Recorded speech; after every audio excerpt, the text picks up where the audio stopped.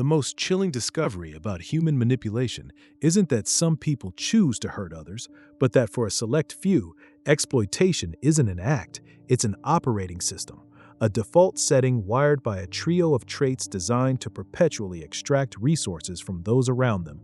These individuals are not just making poor choices, they are running on a psychological architecture fundamentally calibrated for self-serving predation. Today, you will uncover the precise psychological mechanism behind this pattern, the Dark Triad of personality traits. You will learn how narcissism, Machiavellianism, and psychopathy don't just exist independently, but converge into a unified, surprisingly consistent strategy for social predation, allowing you to recognize their specific behavioral blueprint long before their influence leaves a lasting mark. Imagine for a moment the emotional landscape of someone who genuinely believes the world revolves around them.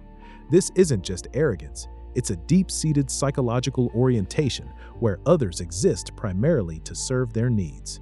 This is the heart of narcissism.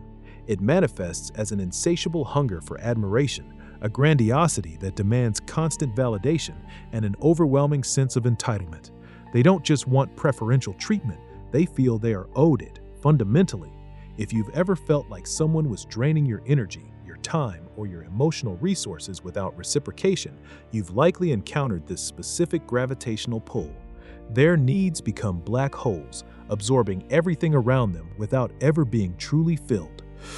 The science confirms this self-aggrandizing core. Campbell and Foster's extensive work in 2003 on narcissistic grandiosity and entitlement illuminated how these individuals project an inflated self-image, not necessarily as a deliberate deception, but as a genuine, albeit distorted, internal reality. They truly believe they are superior, and this conviction is the engine driving their expectation of special treatment. They genuinely struggle to grasp the concept that others might have equally valid needs or perspectives because their internal world is structured around their own singular importance. Then there is Machiavellianism, a trait characterized by a cynical disregard for morality, a detachment from emotional bonds, and a shrewd, calculating approach to social interactions. This isn't about explosive anger, it's about cold, strategic planning. Think of a chess master, but instead of pieces on a board, they are moving people in their lives, calculating every interaction for maximum personal gain. They see relationships not as connections built on trust and mutual respect, but as systems to be gamed, resources to be acquired. Have you ever noticed someone who always seems to get what they want, often at others' expense, yet maintains an air of plausible deniability? That's the shadow of Machiavellianism at play. Their communication is often indirect, their flattery subtly laced with an agenda, and their promises contingent on your continued usefulness. What if apology isn't an admission of guilt, but merely a tactical maneuver to re-establish control? Finally, we arrive at psychopathy, arguably the most potent ingredient in this dark cocktail. This trait involves a profound lack of empathy, impulsivity, and a striking absence of remorse or guilt.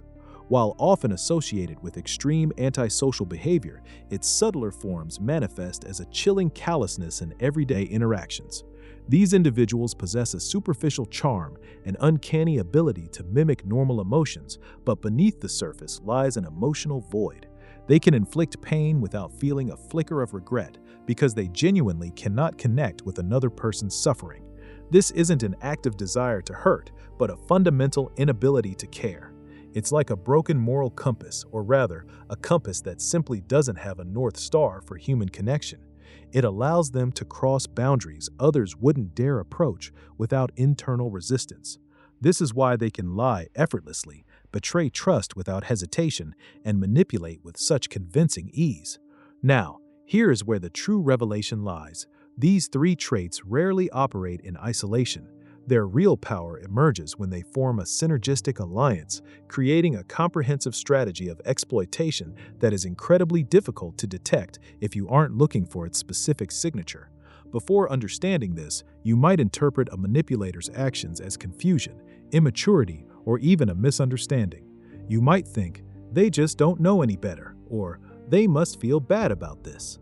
But when you recognize the Dark Triad at play, your perspective shifts entirely.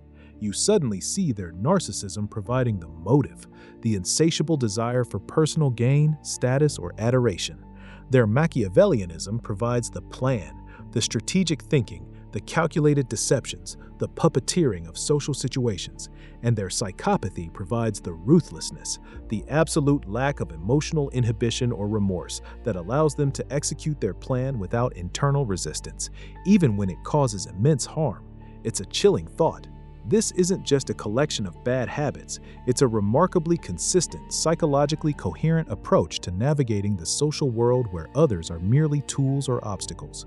Jonasson and Webster's meta-analysis in 2010 brilliantly highlighted how these traits, while distinct, frequently co-occur and contribute to a wide range of exploitative behaviors, from workplace bullying to romantic deception, precisely because they offer a formidable, multifaceted approach to resource acquisition.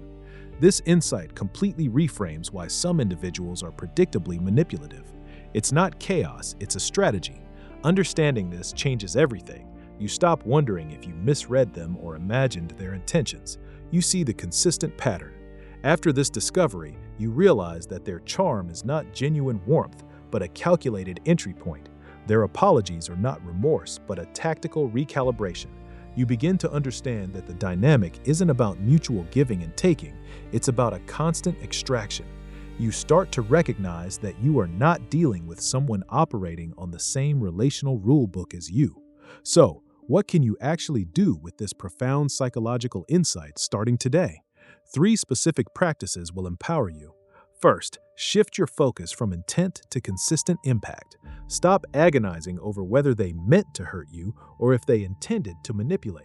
Their internal motivations are often unknowable and, frankly, irrelevant to your protection. Instead, rigorously observe the consistent outcomes of their behavior. Does being around them consistently leave you feeling drained, confused, or devalued? Do their actions repeatedly undermine your boundaries or compromise your well-being, regardless of their stated intentions? If the pattern of impact is negative, that pattern itself is the red flag you need. Don't get lost in the labyrinth of their supposed intentions. Anchor yourself in the tangible effects on your life. Second, implement a clear internal 3-strike rule for significant boundary violations. One genuine mistake can happen. A second, similar transgression might be a pattern emerging. But if a boundary is crossed a 3rd time in a similar vein, after you've clearly communicated it, you must recognize that you are not witnessing an accident or a misunderstanding. You are observing a deliberate, repeated disregard for your well-being, a calculated strategy of testing and overstepping. At that point, your course of action must shift from attempting to explain or forgive to actively creating distance and protecting your space. This isn't about punishment, it's about self-preservation from a predictable behavioral algorithm. Finally, and perhaps most importantly, cultivate a robust internal locus of validation. Individuals with Dark Triad traits thrive on external validation and the power they gain by controlling how others see themselves. They diminish you to elevate themselves. They criticize to make you dependent on their approval.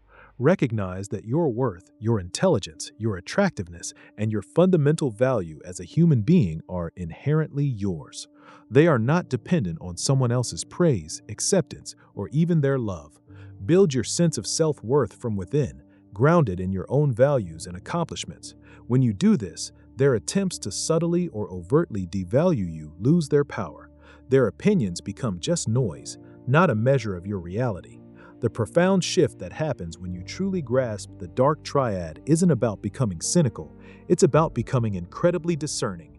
You stop blaming yourself for the confusion, the exhaustion, or the repeated heartache you might have experienced. You realize that your past struggles were not a sign of your weakness or naivety, but rather a lack of a critical psychological map.